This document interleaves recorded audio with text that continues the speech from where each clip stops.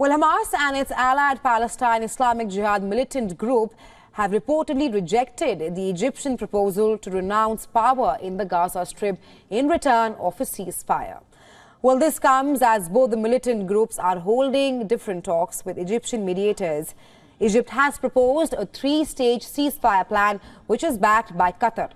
This plan has reportedly been proposed to Israel, Hamas, US and the European government as well.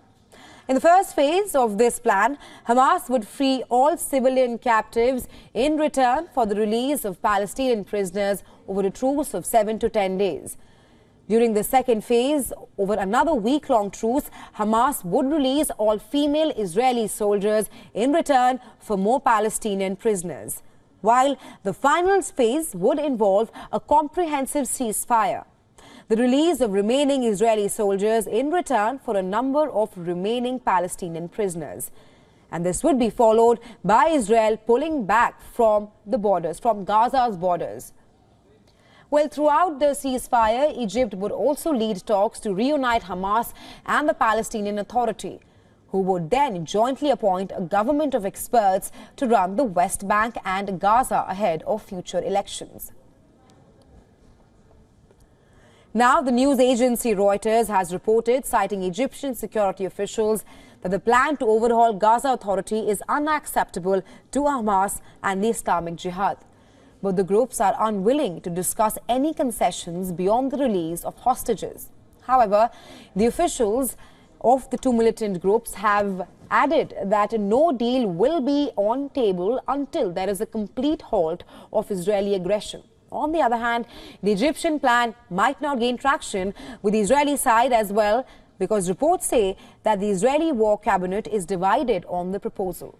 The main contention is over the demands of a full-fledged ceasefire by the Palestinian side, while Israel only wants a pause.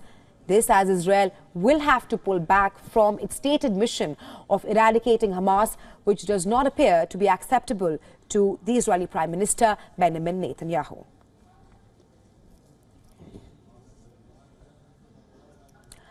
Over 10 weeks have passed and Israel's military operations in Gaza continue to cause mass destruction in the war-torn region. Over 20,600 Palestinians have been killed by the IDF so far, and there seems to be no signs of slowing down anytime soon.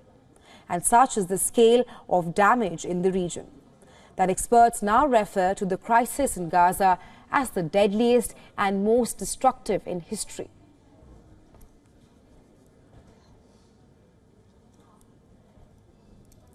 In just over 2 months, Israeli forces have flattened acres of land, turning buildings into rubble.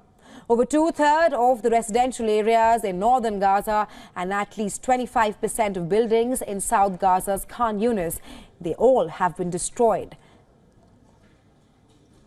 further displacing 1.8 million Gazans.